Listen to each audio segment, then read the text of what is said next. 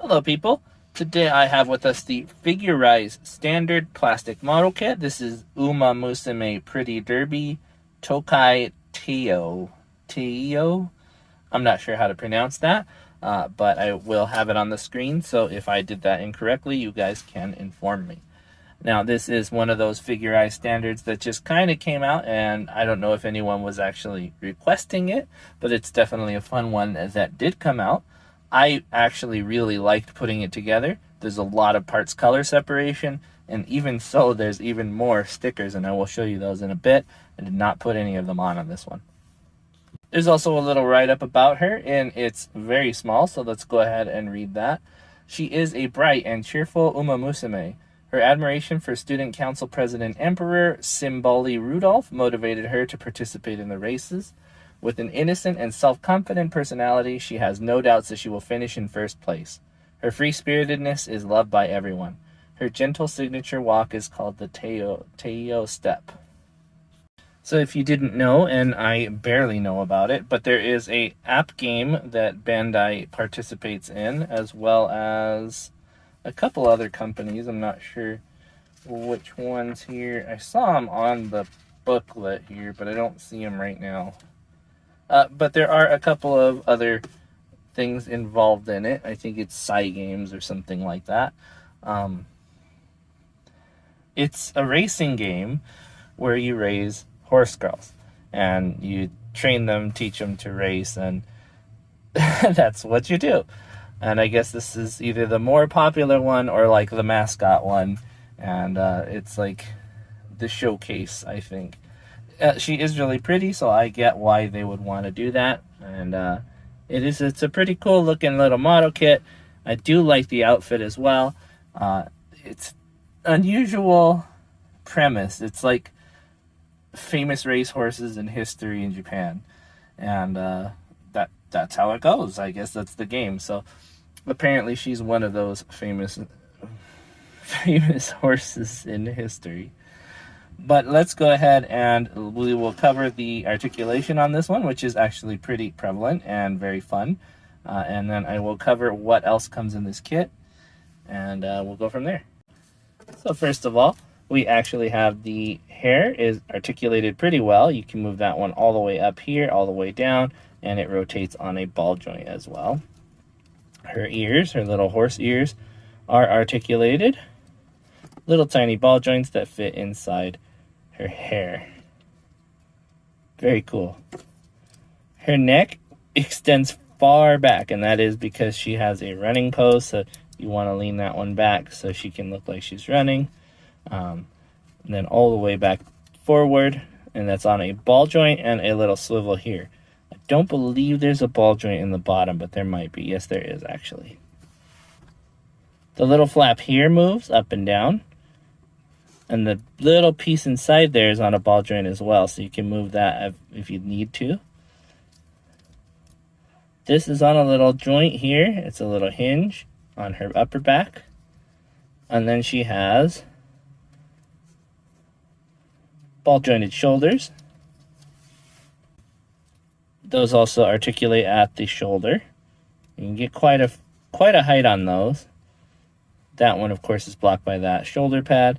Move that back down. She has a ball jointed arm, which is an unusual one. It's actually quite unusual. I like this one quite a lot. Very unique, very different style of joint. So if you see in there, try darkening this a little bit. There we go. We'll move that. See the ball joint inside there. Moves pretty freely. And then you can move that one like a regular joint, where it's sandwiched between the two pieces. So you get quite a lot out of it. Very interesting and unique. On the chest, there's not much. It's a ball joint inside there, but it's very tightly pressed together. Let's see if I can show you guys that. And it is meant to be lined up so that that pattern here shows off like so. Moving on to her lower end, there's an interesting ball joint style ball joint doll style connections. The connectors are all the way in the thigh. So as people have noted online, she does not have a butt per se because her butt's up there. And then when you lean her downward, you no longer see it. So it's interesting though in the connection style because you can rotate it at this point all the way around and lean it very far forward. And that's so she can have a running pose like so, you know. It makes sense, but at the same time, it's not pretty. So they gave up a lot of the aesthetic for practicality. I forgot to mention her tail.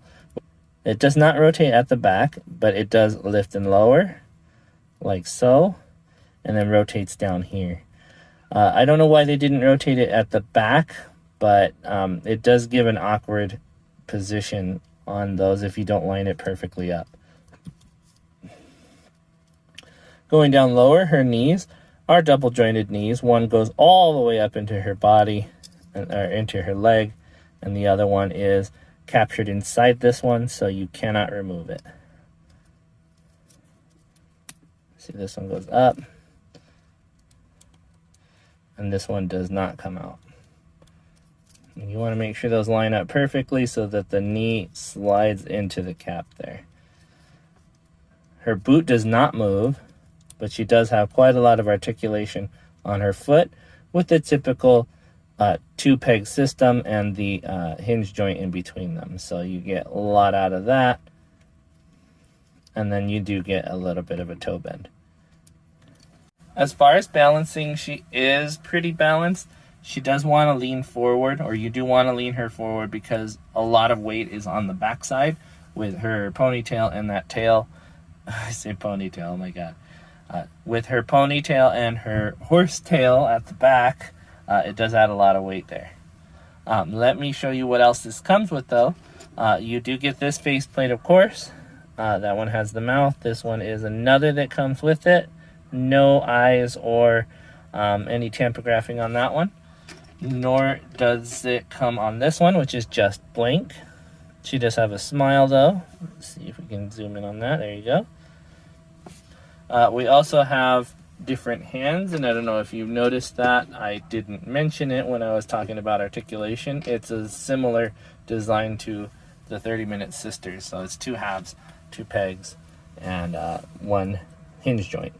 But each of these sides is actually different. So you get a couple of different purple ones and a couple of different of your white glove hands. Now, the white ones are fun because... well, let me show you the purples. So you get the closed fist here. You get like the running display, so she's got her hand tightly pressed together like she's running real fast. And the open hand, which is a pretty typical one for the girl kits.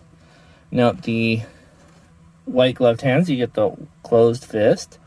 You get the running type, so nice and tight. And the open hand, but you also get, I'm missing one, a number 1 and a number 2. You're also supposed to get a number 3, but I don't see it here. I think I dropped it somewhere, and being so small, I might not ever find it, but she does have a 1, a 2, and a 3. Which means that possibly she doesn't always get in first place. Kind of cute that, you know, you have that option to show those off. It's pretty cool. She also comes with a rather nice stand. This one is pretty well articulated. I don't really like it. It seems a little loose on the bottom. And these ones, they're pretty tight, but any hard weight on it will definitely wear it out. So I'm not sure if I'm entirely sold on this one. It does come with a couple extra connectors. That's this one here and this one here. And then there is the grabby one, but I went and broke this one when I put it together because it was late and I was tired, and put it together incorrectly. Now there's 2 pegs on this one that have like a keyway. So when you put it in, you're supposed to put it in backwards and flip it over forwards. I didn't do that. messed this one up pretty good. And you can see right there where I messed it up. There's also pretty stickers. This one is her horseshoes. These go on her wrists. Various different things are supposed to have that yellow glow. That one goes on the gold shoulder pad. This one goes on her hair up here, which I would never do because that would be a very impossible fold to do. And then you get some decals.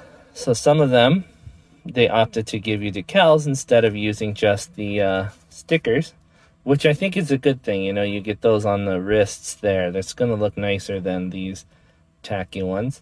Then you'd probably want to paint whatever those ones went on. And then, of course, it has the eyes, which are pretty typical of your musume kits.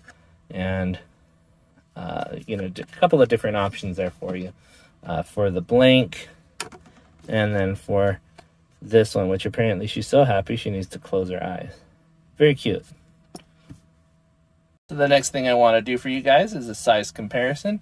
Here is my GBN base Gundam. As you can see, they're actually just about equal in height, which surprised me a lot. Usually these Musume girls are taller. Here we have the Alto from 30-minute missions. This one and the Gundam that we had before are in 1/44 scale. So normally they'd be much bigger. But, you know, of course, scale-wise, this is how large he would be in 1/144. Here is my 1/100 scale frame arms Jimnrai. Here is Architect. Architect is in roughly 1/12 scale. So this one is a normal like figure size. 1/12 is something that, you know, you have standard, like G.I. Joes are mostly 1/12. Star Wars Black Series are 6 inches, which is, again, roughly 1/12 scale, but they're mostly to a size, not to the scale. Still, this is about the size you'd be if you were diminished to 1/12 scale. Much taller than she is. This here is a 30-minute sister. This one in particular is Rushetta, who is one of the taller of the figures from that line. She is not in 1/12 scale, but it's a same rough estimate between the two. As you see, she's still a bit taller than this Tokai Teio. I don't remember the name. Tokai Teio. So it's pretty interesting to see the size that they decided to give her. Not quite the average size for the Bandai girls, and a bit smaller than other girls that we have in model kit form. Here she is by a 1/24 scale Hexagear Governor. This one is the Nero. And by a Master Grade 1/100 scale Alex Gundam. So as you guys have seen, she is an unusual size for a Musume kit. Pretty small. Maybe that is what she's meant to be. There is a height on her in her write-up. It says that she's 150 centimeters. I'll go ahead and translate that to inches if that's something you're interested in, and put her height here on display. In any case, that is her size comparison. I really like this one. I think that her dynamism in terms of posing is pretty good. She really does have an interesting style and posability. I think I really like it. Very, very, very oriented to that running display. I like that a lot. So she is ready to go for her races.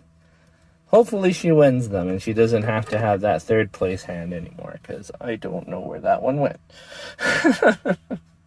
In any case, though, I think that this one is a little too expensive.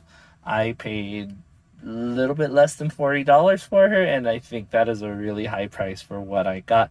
I think the Figure Eye Standard kits feel that they're a little bit more premium than they actually are.